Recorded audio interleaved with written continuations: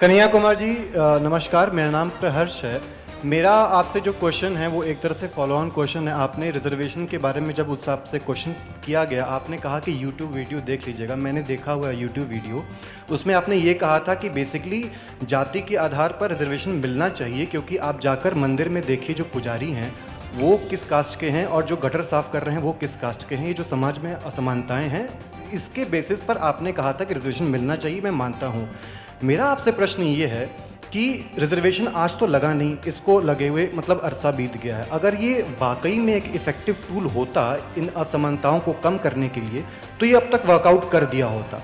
अगर ये वर्कआउट नहीं कर रहा है, तो आप जो कि इस देश के बहुत ही महानतम यूनिवर्सिटी से पढ़कर निकले हैं, क्या आपको ऐसा लगता है कि रिजर्वेशन में एक बहुत बड़े सुधार की ज़रूरत है, जहां पर जो पुराने रूल्स हैं उनको हटाया जाए, नए रूल्स को लाया जाए, जो असमानता की श्रेणी में सबसे नीचे पायदान पर हैं उन पर ज़्यादा ध्यान दिया जाए, और जो रिजर्वेशन का फायदा उठा चुका है उनको उस बेनिफिट स्कीम से निकाल दिया जाए? नहीं, देखिए, आप जो बात कह रहे हैं वो बात ऑलरेडी हो रहा है। प्रॉब्लम क्या होता है कि हम लोग, माने हम भी ऐसा करते हैं, बहुत सारे लोग ऐसा करते हैं, कन्वीनियंटली हम कोई चीज़ देखना चाहते हैं और कोई चीज़ नहीं देखना चाहते हैं। अब हमने जब कहा रिजर्वेशन, तो रिजर्वेशन के साथ साथ हमने एक और वर्ड का इस्तेमाल किया, एफर्मेटिव एक्शन। एफर्मेटिव एक्शन में जो है, रिजर्वेशन के आप एक फॉर्म की बात कर रहे हैं जहां लोगों को नौकरियों में आरक्षण दिया जाता है। इसके अलावा बहुत सारे ऐसे एफर्मेटिव एक्शन हैं जो सोसाइटी के दूसरे मार्जिनलाइज्ड सेक्शन के लोगों के लिए उसके प्रावधान किए जाते हैं। मसलन मैं एग्जाम्पल देता हूँ समझने के लिए बार बार, कि मेट्रो में, दिल्ली मेट्रो में आगे का एक बॉगी जो रिजर्व किया गया है महिलाओं के लिए, ये भी एक फॉर्म ऑफ एफर्मेटिव एक्शन है कि सोसाइटी के भीतर जो कमज़ोर लोग हैं उनको इक्वलिटी की श्रेणी में लाने के लिए आपको हमेशा एफर्मेटिव एक्शन की ज़रूरत पड़ेगी। और समय समय पे एफर्मेटिव एक्शन के अंदर रिफॉर्म भी होते रहते हैं, नए कैटेगरी शामिल किए जाते हैं, पुरानी कैटेगरी को हटाया भी जाता है। जैसे ओबीसी रिजर्वेशन जब लागू किया गया तो उसमें क्रीमी लेयर के प्रावधान को जो है वो शामिल किया गया है। तो व्यवस्था ऐसे ही चलती है, वक्त के साथ पुरानी चीज़ें हटती हैं और नई चीज़ें उसमें शामिल होती हैं। और इसको भी समाज के उसी प्रोसेस की तरह देखना चाहिए। जैसे आज आप खराव नहीं पहनते हैं, आज आप धोती नहीं पहनते हैं, वक्त के साथ वो चीज़ें जो हैं वो निकल गई हैं और आपने जो है नए पोशाक जो हैं वो शामिल कर लिए हैं। असल बात जानते हैं क्या है? असल बात ये नहीं है कि लोग इस प्रोसेस को समझना नहीं चाहते हैं। असल बात ये है कि लोग इस पूरे के पूरे प्रोसेस के ही खिलाफ हैं, क्योंकि जिसको प्रिविलेज मिल गया है वो नहीं चाहता है कि किसी और को ये प्रिविलेज मिले।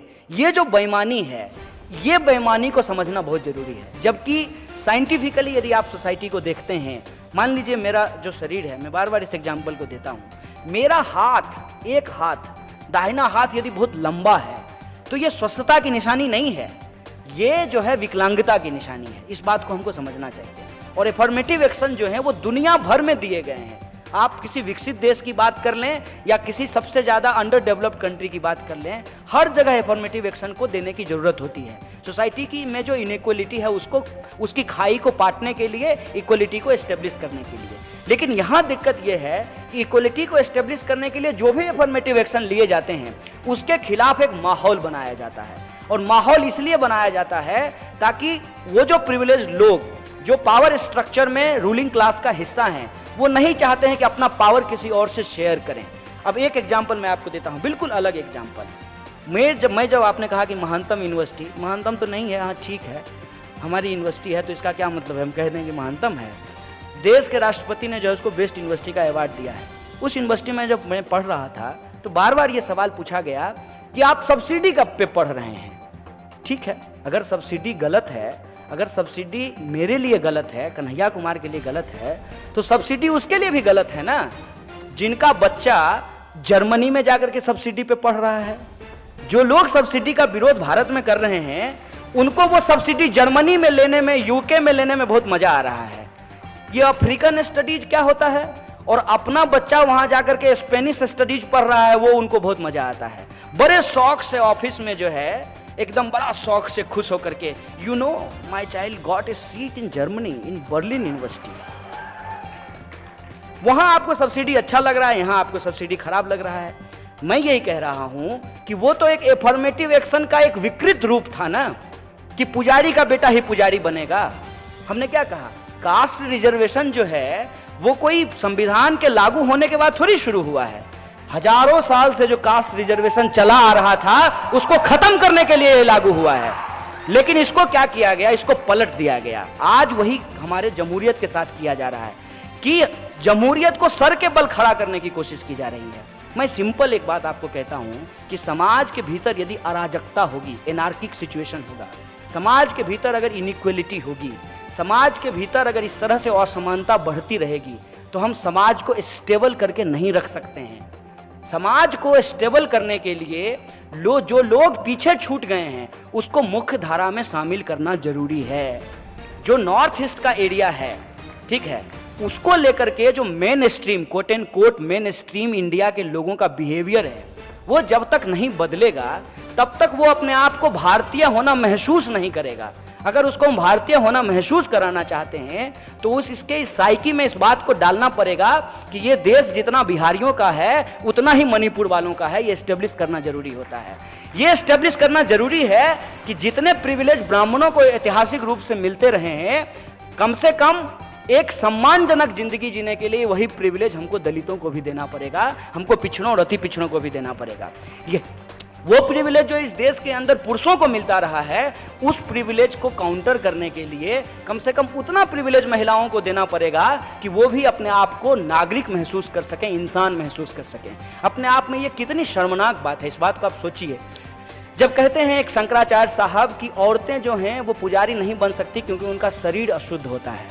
शरीर अशुद्ध से पैदा होकर के पुरुष शुद्ध हो जाते हैं और महिला अशुद्ध ही रह जाती है। ये जो मेंटेलिटी है, इस मेंटेलिटी को समझिए। और आपको मैं बता देता हूं, आप कहेंगे कि पढ़ने लिखने से सब कुछ हो जाता है। नहीं, वो साइकी को जब तक हम ब्रेक नहीं करेंगे तो सिर्फ पढ़ने लिखने से कुछ नहीं होता है। एक जज साहब ने कहा, माने कितनी दुखद बात है, कि केरला में बाढ़ इसलिए आ गया क्योंकि सबरीमाला मंदिर में महिलाओं को प्रवेश दे दिया गया। अब मुझे बताइए, तो गुजरात में भूकंप इसलिए आ गया था वहां पे लोग ढोकला खाते हैं? क्या इसका मतलब है? ये जो इलॉजिकल चीजें हैं, इस इलॉजिकल चीजों का इस्तेमाल इसलिए किया जाता है मेरे दोस्त, ताकि हम अपनी नाकामी की जिम्मेवारी किसी और के कंधे पे डाल दें। और ये सरकार उसमें मास्टर है, अपनी नाकामी की जिम्मेवारी दूसरी पॉलिटिकल पार्टी पे डालती है। उसी तरीके से हम अपनी नाकामी की जिम्मेवारी जो है, रिजर्वेशन देश में है इसलिए हम बेरोजगार हैं, ये हमको एस्टेब्लिश करने के लिए सिखाया जाता है। एक बात मुझे बताइए, ईमानदारी से सोच के बताइएगा, मात्र 1% नौकरियां, 1% से थोड़ा सा ज्यादा पब्लिक सेक्टर की नौकरी बची है इस देश में। पब्लिक सेक्टर को छोड़ करके और कहीं रिजर्वेशन नहीं है, ये बात तो आप जानते हैं। तो मात्र जब 1 से 1.5% नौकरियां पब्लिक सेक्टर में बची है तो देश में बेकारी क्यों है? 99% नौकरियां तो प्राइवेट सेक्टर में है, तब देश में बेरोजगारी क्यों है? असली मुद्दा है बेकारी। और इस बेकारी के मुद्दे पे सब लोग एकजुट होकर के संघर्ष नहीं करें, इसीलिए रिजर्वेशन को एक मुद्दा बना करके रखा गया है। 5 कुर्सी है, 5 कुर्सी में से 3 कुर्सी मान लीजिए रिजर्व है, तो कोई रिजर्व कैटेगरी के किसी 3 ही व्यक्ति को 3 कुर्सी मिलेगा ना, बाकी 2 कुर्सी जो है वो ओपन कैटेगरी में रहेगा।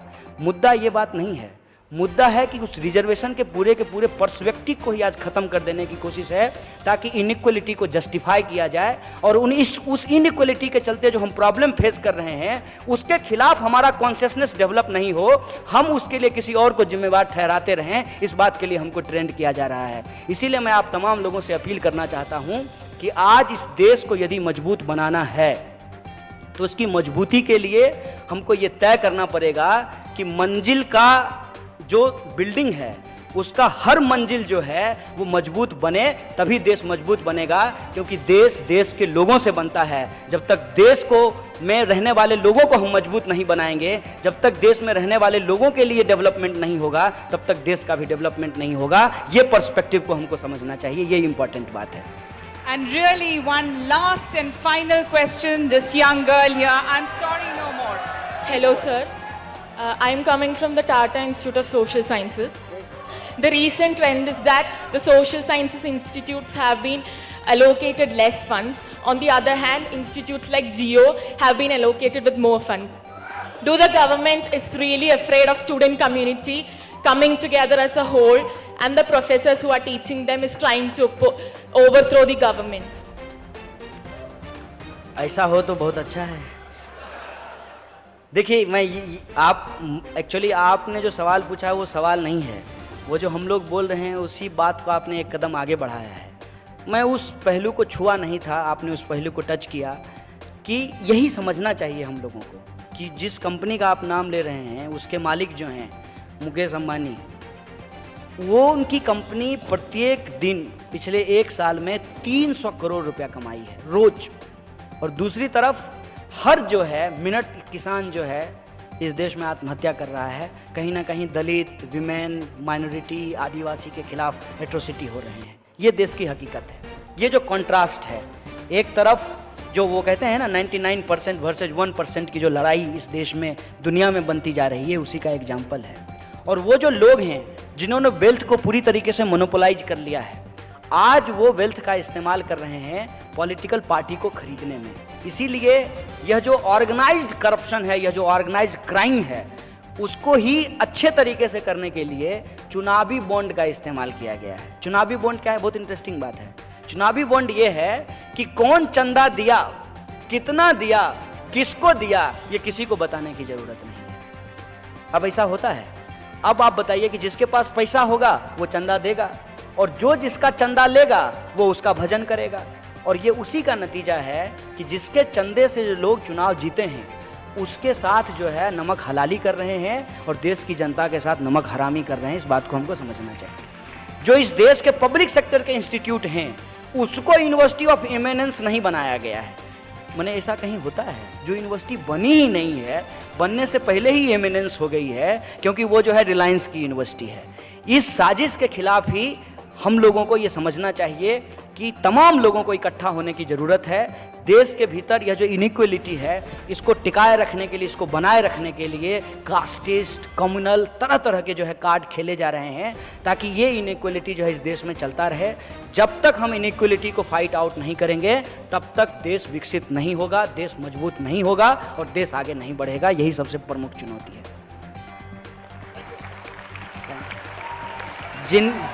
जिनके सवाल छूट गए उनसे आग्रह है कि साहस करके अगली बार अब आप अपने कार्यक्रम में बुलाइएगा, एंटी नेशनल होने का सारा खतरा उठाइएगा, वहां पे हम आपके सारे सवालों का जवाब देंगे। बहुत बहुत शुक्रिया आप तमाम लोगों का।